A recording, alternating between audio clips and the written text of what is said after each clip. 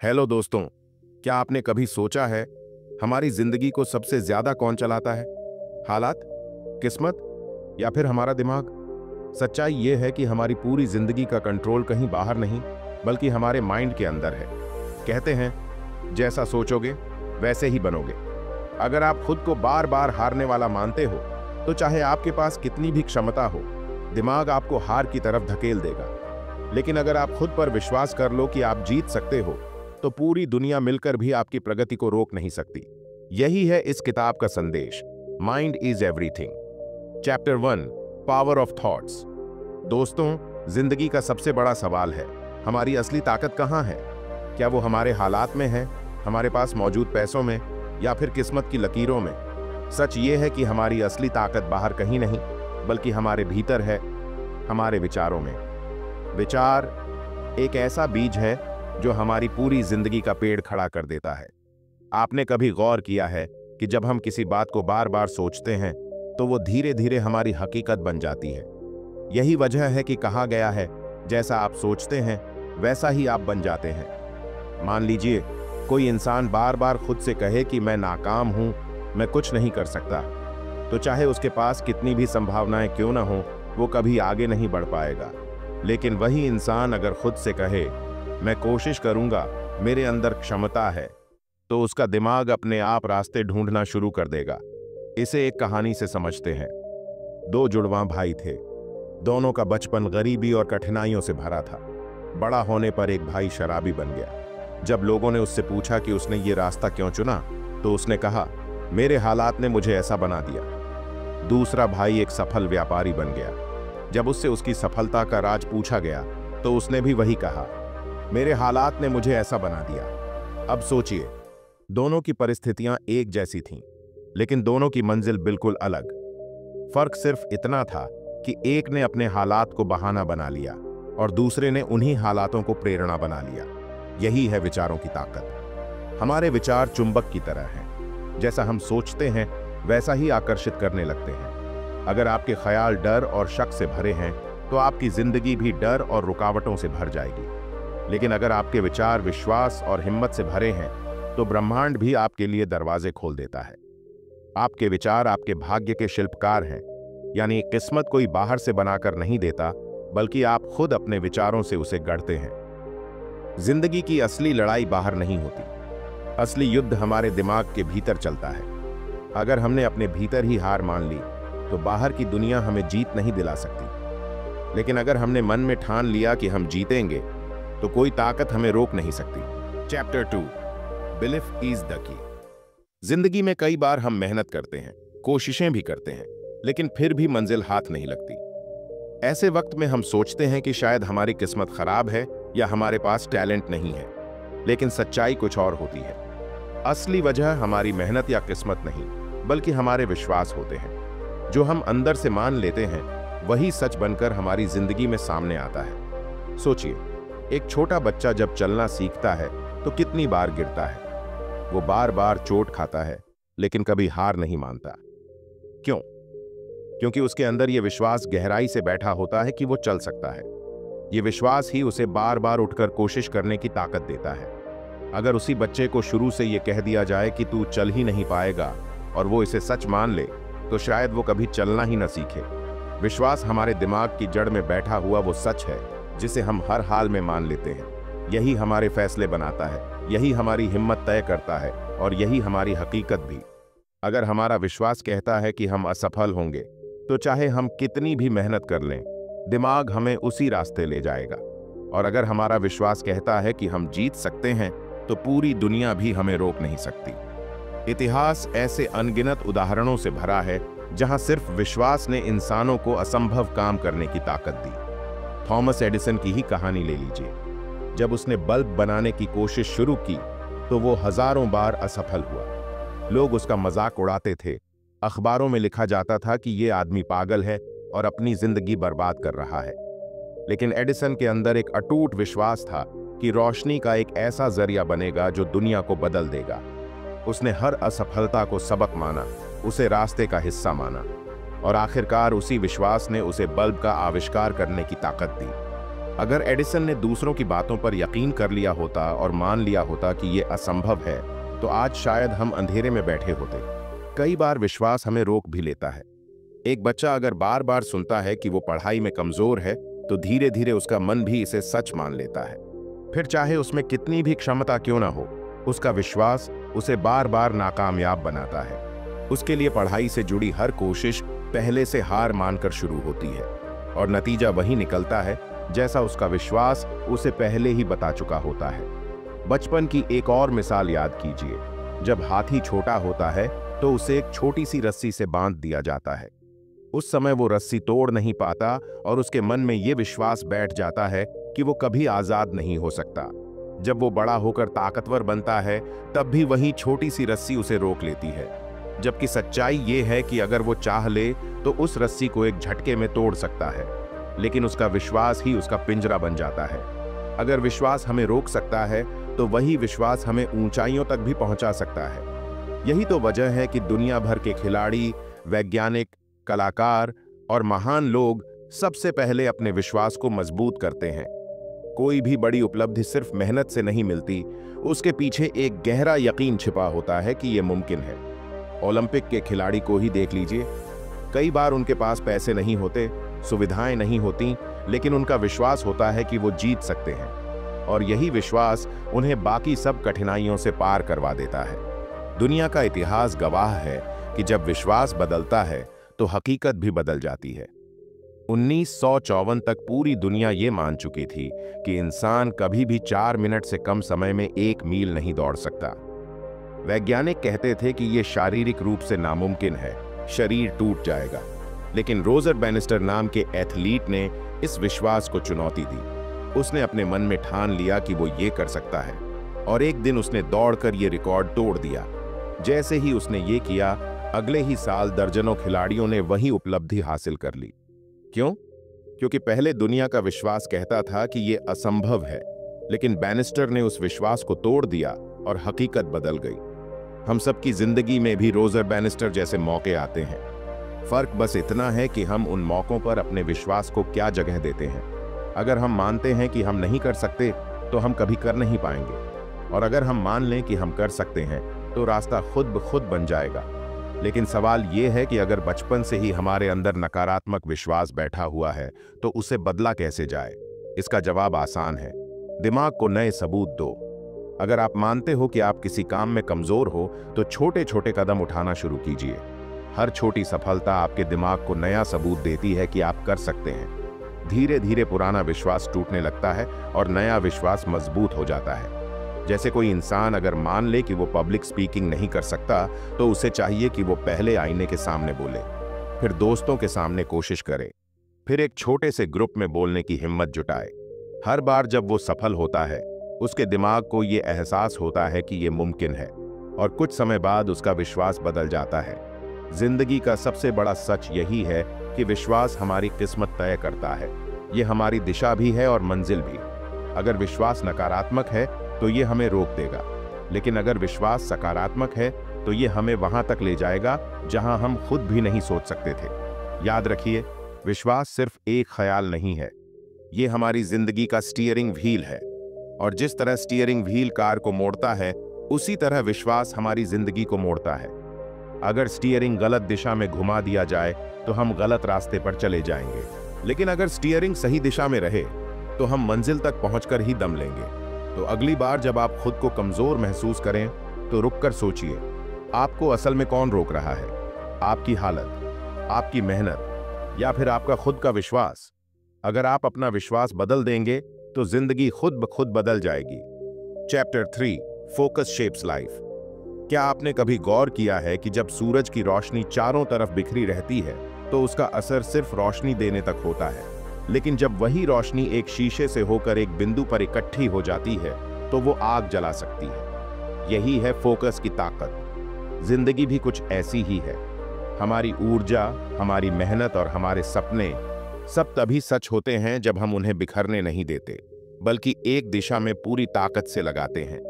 इंसान चाहे कितना भी काबिल क्यों ना हो, अगर उसका ध्यान हर जगह बिखरा हुआ है, तो वो कभी बड़ा काम नहीं कर पाएगा।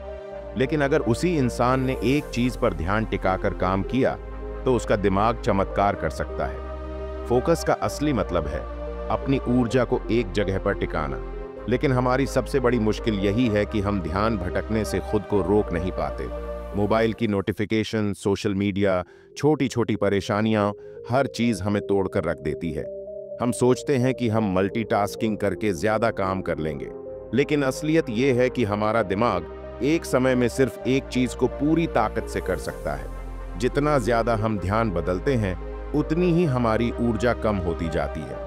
इतिहास हमें बताता है कि जिन्होंने महान काम किए वो लोग फोकस की ताकत को समझते थे। अर्जुन की कहानी सबने सुनी है। जब उसके गुरु द्रोणाचार्य ने उसे तीर चलाना सिखाया तो उन्होंने पूछा, तुझे क्या दिख रहा है? बाकी सारे शिष्यों ने कहा, हमें पेड़ दिख रहा है, पत्ते दिख रहे हैं, आसमान दिख रहा है। लेकिन अर्जुन ने कहा, मुझे सिर्फ चिड़िया की आंख दिख रही है। और उसी फोकस की वजह से उसने लक्ष्य भेदा। आज भी यही सच है। जिसने अपना फोकस सिर्फ अपने सपने पर टिका लिया वो दुनिया में बड़ा नाम बनाता है। मसलन स्टीव जॉब्स ने जब एप्पल कंपनी को खड़ा किया तो उसने साफ कहा था, फोकस करने का मतलब है हजारों अच्छे आइडिया को ना कहना, क्योंकि जब तक हम बिखरे रहेंगे तब तक किसी एक काम में महान नहीं बन पाएंगे। फोकस सिर्फ कामयाबी की चाबी नहीं है, ये हमारी शांति की कुंजी भी है। सोचिए, जब हमारा ध्यान बिखरा होता है तो दिमाग हर समय उलझा हुआ रहता है। हम थके थके लगते हैं, काम अधूरा रह जाता है और दिल बेचैन हो जाता है। लेकिन जब हम फोकस करना सीख जाते हैं तो दिमाग साफ हो जाता है, काम तेजी से होता है और दिल को भी सुकून मिलता है। लेकिन सवाल यह है कि फोकस कैसे लाया जाए? जवाब सरल है। फोकस आता है जब हम खुद को गैर जरूरी चीजों से बचाना सीखते हैं, जब हम तय कर लेते हैं कि क्या करना है और क्या नहीं करना, जब हम छोटे छोटे कदमों से ध्यान को ट्रेन करते हैं, जैसे ध्यान, मेडिटेशन, जैसे सुबह एक ही काम से शुरुआत करना, जैसे काम करते वक्त मोबाइल दूर रखना। धीरे धीरे दिमाग को आदत हो जाती है कि जब जरूरत हो तो पूरी ताकत से एक ही दिशा में लगे। एक और उदाहरण याद कीजिए, जब रोजर फेडरर टेनिस खेलते हैं तो उनका ध्यान सिर्फ गेंद और शॉट पर होता है। हजारों लोग मैदान में शोर मचा रहे होते हैं, कैमरे उनकी तरफ होते हैं, लेकिन उनका पूरा दिमाग सिर्फ गेंद पर होता है। यही वजह है कि वो उस पल में अपना बेस्ट दे पाते हैं। जिंदगी में भी हमें वही करना है। हमें अपनी ऊर्जा और ध्यान को इकट्ठा करके अपनी मंजिल पर टिकाना है। अगर हम हर दिन थोड़ा थोड़ा करके ये अभ्यास करेंगे तो धीरे धीरे हमारा दिमाग उस लेजर की तरह तेज हो जाएगा जो लोहे को भी काट सकता है। अंत में यही समझ लीजिए कि फोकस हमारी जिंदगी की दिशा तय करता है। अगर ध्यान बिखरा रहेगा तो हम हर जगह थोड़े थोड़े काम करेंगे, लेकिन कहीं भी पूरी मंजिल नहीं पाएंगे। लेकिन अगर ध्यान एक जगह टिक गया तो चाहे मुश्किल कितनी भी बड़ी क्यों ना हो, हम उसे पार कर लेंगे। तो जब भी आप सोचें कि आपके सपने पूरे क्यों नहीं हो रहे, तो सबसे पहले खुद से पूछिए, क्या मेरा ध्यान सही जगह पर है या मैं हर छोटी चीज में उलझा हुआ हूं? याद रखिए, फोकस वो ताकत है जो एक आम इंसान को असाधारण बना देती है। Chapter 4, emotions and the mind. जिंदगी में हम रोज हजारों चीजें अनुभव करते हैं, कभी खुशी, कभी गुस्सा, कभी डर, कभी बेचैनी। कई बार छोटी सी बात भी हमें इतना परेशान कर देती है कि दिन भर हमारा मूड खराब हो जाता है, और कई बार वही छोटी सी बात हमें मुस्कुराने पर मजबूर कर देती है। सवाल ये है कि आखिर ये सब कौन तय करता है?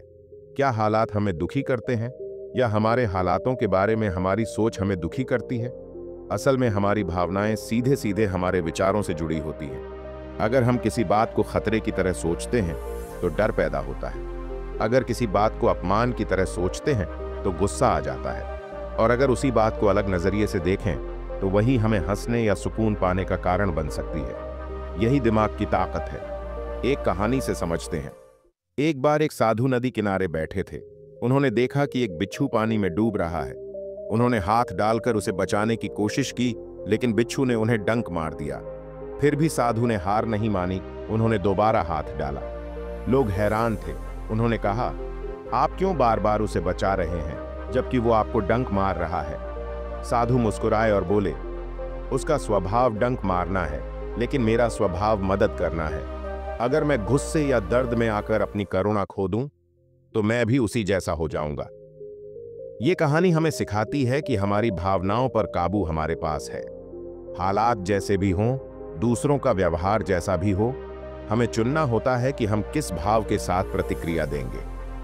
अगर हमारा मन असंतुलित है तो हम गुस्से, डर और दुख में फंस जाते हैं। लेकिन अगर मन को साध लिया जाए तो वही हालात शांति और करुणा की राह भी खोल सकते हैं। आजकल की दुनिया में हम जरा सी बात पर परेशान हो जाते हैं। ट्रैफिक में किसी ने हॉर्न बजा दिया तो गुस्सा आ गया, ऑफिस में बॉस ने डांट दिया तो दिल बैठ गया, सोशल मीडिया पर किसी ने आलोचना कर दी तो दिन भर तनाव में रहे। लेकिन सच ये है कि ये सारी भावनाएं हमारी सोच से जन्म लेती हैं। अगर हम सोच बदल लें तो भावनाएं भी बदल जाती हैं। जरा कल्पना कीजिए, अगर आप हर छोटी परेशानी को एक सीख मान लें तो कैसा होगा। ट्रैफिक जाम में फंसने को आप धैर्य का अभ्यास मान लें, आलोचना को आप सुधार का मौका मान लें, गुस्से को आप खुद पर काबू पाने की परीक्षा मान लें, तुरंत आपके भीतर की ऊर्जा बदल जाएगी। विज्ञान भी यही कहता है कि जब हम नकारात्मक भावनाओं में फंसते हैं तो हमारे दिमाग का तनाव पैदा करने वाला हिस्सा सक्रिय हो जाता है। लेकिन जब हम गहरी सांस लेकर, सोच बदलकर शांति से प्रतिक्रिया देते हैं तो हमारा दिमाग खुद को हिल करने लगता है। यानी हमारी भावनाएं केवल हमारे दिल को नहीं, हमारे शरीर को भी प्रभावित करती हैं। भावनाओं का खेल बड़ा अजीब है। गुस्से के पल में हमें लगता है कि हम सही हैं, लेकिन बाद में पछतावा होता है। डर के पल में लगता है कि सब खत्म हो जाएगा, लेकिन बाद में वही बात छोटी सी लगती है। यही वजह है कि किताब कहती है कि अगर मन को संभालना सीख गए तो भावनाएं हमारी ताकत बन जाएंगी, कमजोरी नहीं। एक बच्चा जब गिर जाता है तो रोने लगता है, लेकिन अगर उसी पल उसकी मां मुस्कुराकर कहे, कुछ नहीं हुआ, उठो, तुम बहुत बहादुर हो, तो रोना हंसी में बदल जाता है। मतलब हालात वही थे, चोट वही थी, लेकिन मां की सोच ने बच्चे की भावना बदल दी। यही सबक हमारी जिंदगी में भी लागू होता है। तो असली खेल हमारे अंदर चलता है।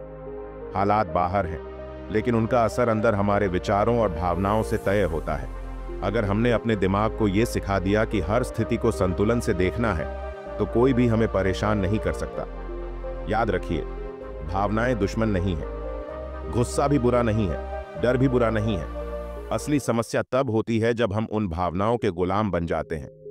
अगर हम गुस्से को ताकत में बदल दें तो वो हमें मेहनत करने की प्रेरणा दे सकता है। अगर हम डर को समझदारी में बदल दें तो वो हमें सावधान रख सकता है।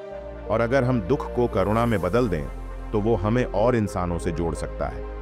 इसलिए जिंदगी का असली कमाल यही है कि हम अपने मन को इतना साफ कर लें कि हर भावना हमारे लिए हथियार बन जाए, बोझ नहीं। जब कोई हमें दुख दे तो हम उसमें करुणा खोजें, जब कोई हमें गुस्सा दिलाए तो हम उसमें धैर्य खोजें, जब हालात डर पैदा करें तो हम उसमें साहस खोजें। तो अगली बार जब आप गुस्से में हों या डर में हों या दुख में हों तो एक पल ठहरकर अपने मन से पूछिए, क्या ये भावना मुझे नीचे गिरा रही है या मैं इसे अपनी ताकत बना सकता हूं? यही सवाल आपकी जिंदगी की दिशा बदल देगा। Chapter 5, training the mind. कभी गौर किया है कि हमारा मन कितना चंचल है? जरा सा कुछ भी होता है और ये तुरंत इधर उधर भटकने लगता है। जैसे बंदर डाल डाल कूदता है, वैसे ही मन भी कभी भविष्य में चला जाता है, कभी अतीत में, कभी सपनों में खो जाता है तो कभी चिंता और डर में उलझ जाता है। लेकिन सवाल यह है कि अगर मन इतना ही अस्थिर है तो क्या इसे साधा जा सकता है? जवाब है हाँ, बिल्कुल। मन को भी उसी तरह ट्रेन किया जा सकता है जैसे हम अपने शरीर को ट्रेन करते हैं। जरा सोचिए, अगर कोई इंसान पहली बार जिम जाता है और भारी भरकम वजन उठाने की कोशिश करता है तो क्या होगा? उसका शरीर थक जाएगा, मांसपेशियां दर्द करेंगी। लेकिन अगर वो रोज रोज छोटे छोटे अभ्यास करता रहे, धीरे धीरे उसकी ताकत बढ़ जाएगी। एक दिन वही इंसान वो वजन बड़ी आसानी से उठा लेगा। ठीक यही हाल हमारे मन का भी है। अगर हम उसे रोज रोज साधना शुरू करें तो धीरे धीरे वो भी मजबूत और केंद्रित हो जाएगा। किताब में एक बहुत खूबसूरत उदाहरण दिया गया है। कल्पना कीजिए कि आपका मन एक जंगली घोड़ा है। अगर आपने कभी घोड़े को काबू में लाने की कोशिश देखी हो तो आप जानते होंगे कि शुरुआत में वो बेकाबू दौड़ता है, लात मारता है, गिरा देता है। लेकिन जैसे जैसे सवार धैर्य और अभ्यास से उसे साधता है, वही घोड़ा सबसे भरोसेमंद साथी बन जाता है। वैसा ही हमारा मन है। अगर हम उसे बिना ट्रेनिंग के छोड़ दें तो वो हमें गिरा देगा, डर और गुस्से में भटका देगा। लेकिन अगर हमने उसे साध लिया तो वही हमें मंजिल तक ले जाएगा। अब सवाल है कि मन को ट्रेन कैसे करें? इसके कई रास्ते हैं। लेकिन असल में ये सब रोजमर्रा की आदतों से शुरू होता है। जैसे एक साधारण अभ्यास है, सुबह उठकर 5 मिनट शांति से बैठना, बिना फोन देखे, बिना किसी से बात किए, बस अपनी सांस पर ध्यान देना। शुरुआत में मन भटकेगा, आप सोचेंगे आज ऑफिस में क्या करना है, कल क्या हुआ था, या कोई पुरानी याद। लेकिन अगर आप धैर्य से सिर्फ सांस पर लौटते रहें तो धीरे धीरे मन को ठहरना सीख जाएगा। महान लोगों ने भी हमेशा अपने मन को ट्रेन किया है। बुद्ध ने कहा था कि जो अपने मन को जीत लेता है वो दुनिया को जीत सकता है। महात्मा गांधी घंटों ध्यान और मौन का अभ्यास करते थे ताकि उनका मन साफ और स्थिर रहे। एथलीट्स भी मैदान में जाने से पहले विजुअलाइजेशन करते हैं, यानी आंखें बंद करके सोचते हैं कि वे जीत रहे हैं। ये सब मन को ट्रेन करने के तरीके हैं। मन को ट्रेन करना सिर्फ ध्यान करने या योग करने तक सीमित नहीं है, ये हमारी सोच और आदतों में भी छिपा है। जब हम मुश्किल वक्त में भी शांत रहना सीखते हैं तो मन को ट्रेन कर रहे होते हैं। जब हम किसी के गुस्से का जवाब धैर्य से देते हैं तो भी मन मजबूत होता है। और जब हम हर दिन अपने लक्ष्य की ओर लगातार मेहनत करते हैं तो हमारा मन अनुशासन में ढलने लगता है। लेकिन सबसे जरूरी बात है धैर्य। मन एक दिन में ट्रेन नहीं होता। जैसे बीज को पेड़ बनने में समय लगता है, वैसे ही मन को साधने में भी वक्त लगता है। अगर आप जल्दी हार मान लेंगे तो मन फिर से बेकाबू हो जाएगा। लेकिन अगर आप लगे रहेंगे तो धीरे धीरे आपको बदलाव दिखने लगेगा। पहले छोटी छोटी चीजों में, फिर बड़ी बड़ी परिस्थितियों में भी।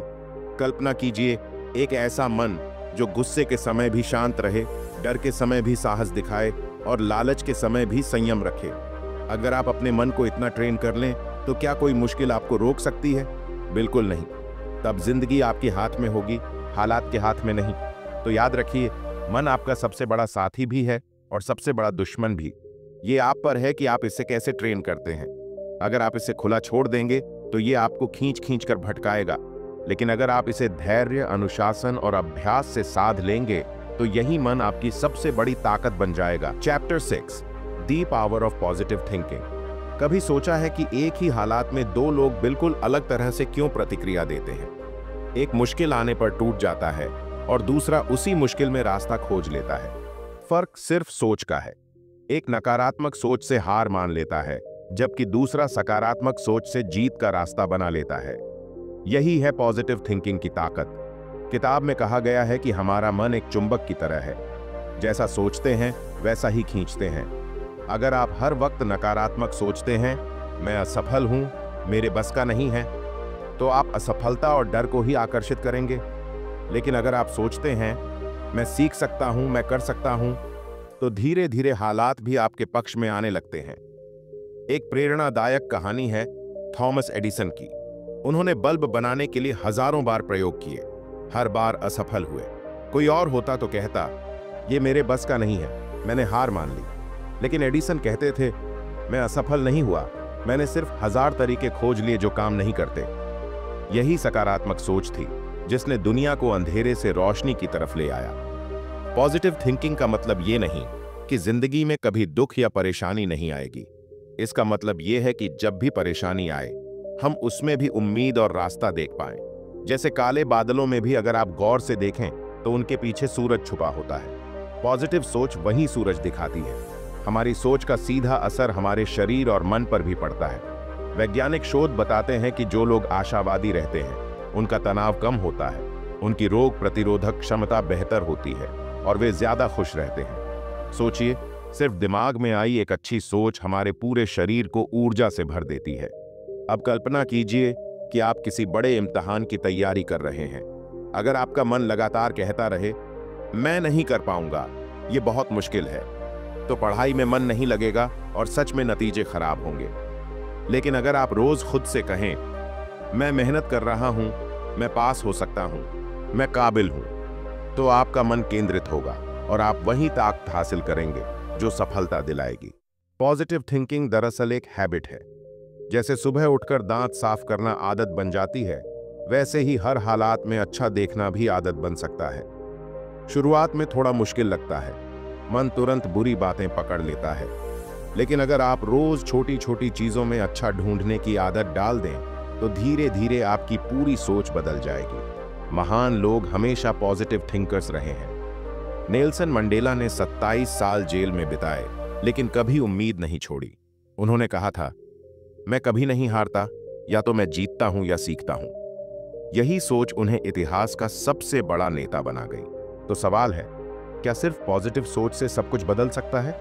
जवाब है, पॉजिटिव सोच अपने आप में चमत्कार नहीं करती, लेकिन वो आपको सही कदम उठाने की ताकत देती है। जब आपका मन कहता है तू कर सकता है, तभी आप मेहनत करने का साहस जुटा पाते हैं, और जब मेहनत जुड़ जाती है पॉजिटिव सोच से, तब नामुमकिन भी मुमकिन हो जाता है।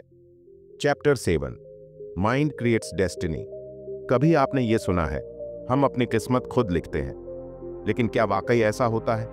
क्या सचमुच हमारी किस्मत हमारे हाथ में है? किताब कहती है कि हमारी किस्मत बाहर से तय नहीं होती, वो हमारे दिमाग से बनती है। आज आप जो सोच रहे हैं, जो विश्वास कर रहे हैं, जो चुन रहे हैं, वही मिलकर कल आपकी जिंदगी की दिशा तय करेगा। किस्मत को अक्सर लोग किसी अदृश्य ताकत मान लेते हैं, लेकिन अगर गौर से देखें तो हमारी किस्मत दरअसल हमारे रोज के छोटे छोटे विचारों, फैसलों और आदतों का परिणाम है। मान लीजिए, एक किसान हर दिन अपने खेत में बीज बोता है। अगर वो गेहूं बोता है तो गेहूं उगेगा, अगर सरसों बोता है तो सरसों उगेगी। उसी तरह अगर आप अपने मन में सफलता, मेहनत और उम्मीद के बीज बोते हैं तो किस्मत में फल भी वैसा ही मिलेगा। लेकिन अगर आप आलस्य, डर और नकारात्मक सोच बोते हैं तो जिंदगी भी वैसी ही कटेगी। लेखक ने एक उदाहरण दिया है कि एक व्यक्ति सड़क पर चलता हुआ सोचता है कि उसकी जिंदगी बेकार है, कोई रास्ता नहीं है। उसी वक्त दूसरा व्यक्ति उसी सड़क पर चलता है और सोचता है, मेरे सामने अनगिनत मौके हैं, मुझे बस उन्हें पहचानना है। दोनों एक ही जगह हैं, लेकिन उनके दिमाग की दिशा अलग है। नतीजा, उनकी किस्मत भी अलग हो जाती है। इतिहास के पन्नों में देखिए, महात्मा गांधी जैसे साधारण इंसान ने अपने मन में ठान लिया कि बिना हिंसा के भी स्वतंत्रता हासिल की जा सकती है। उस सोच ने उनकी किस्मत बदली, और करोड़ों लोगों की भी। अगर उनके दिमाग में डर और शक होता तो शायद भारत आजाद ही ना होता। कभी कभी हम कहते हैं, मेरी किस्मत खराब है, लेकिन सच तो यह है कि किस्मत आपके मन का आईना है।